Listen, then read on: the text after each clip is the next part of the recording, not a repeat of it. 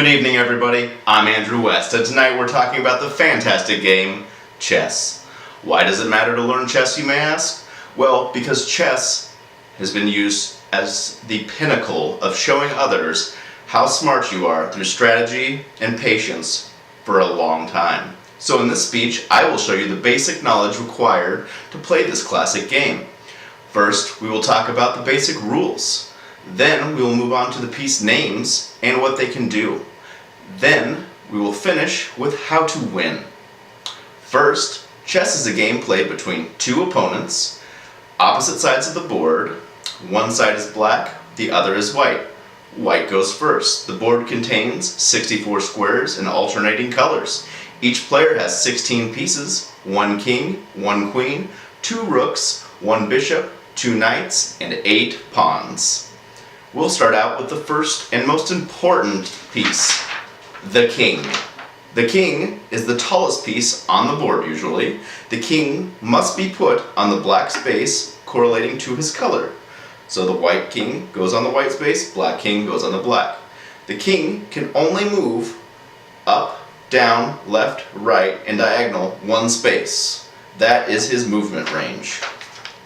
It is very important to keep your king safe. Next, we have the queen. The queen is the best piece in my opinion.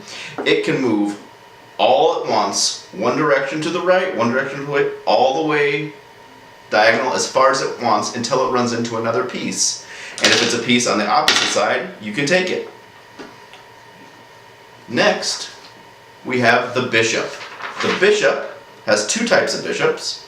We have the white bishop and the black bishop. And they are so named for what tile they are standing on. The bishop can only go diagonals on the color that is associated with him. So if the bishop starts on white, he can only move on white diagonals back and forth until he runs into somebody or takes somebody. He cannot move through players. But you know who can?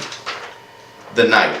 Also known as the horse by some, the knight can jump over good and bad pieces in the shape of an L. So it goes up 3, over 1, or it can go over 1, over 3. Think of it like Tetris. That little L-shaped piece, that's what it can move. And, as I said, it's the only piece that can jump over people, so it's very useful in strategy. Next, we have the castle. If I can stop knocking all these pieces over. The castle, also known as the rook, I said that backwards, it's the rook, also known as the castle. It can move all the way to the right, all the way to the left, all the way up, all the way down. It cannot move diagonals. And finally, the smallest but noblest piece, the pawn.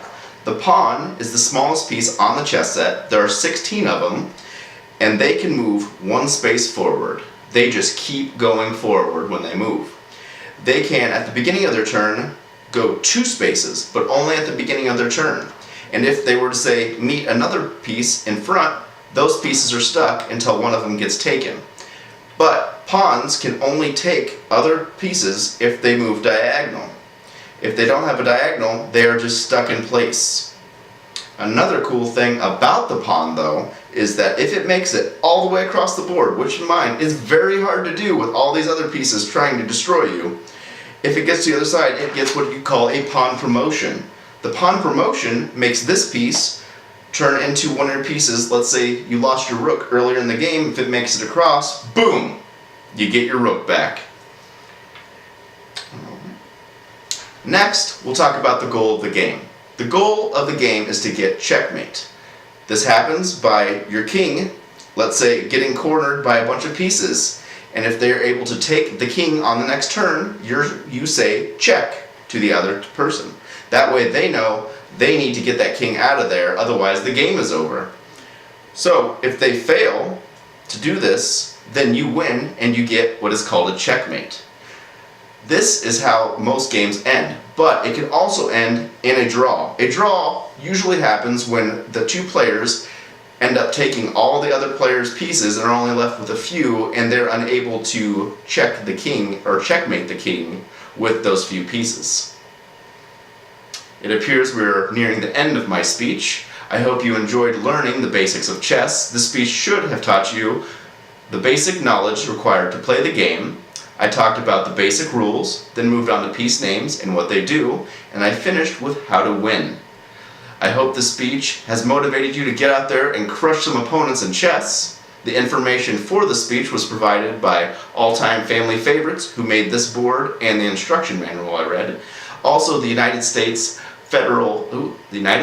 Chess Federation, one of the most prestigious chess organizations in the United States, and my personal favorite, Jerry, from the Chess Network, who made a delightful video on him playing chess on his computer to teach others how to learn chess in 10 minutes. Thank you all for your time, and now, this is Checkmate.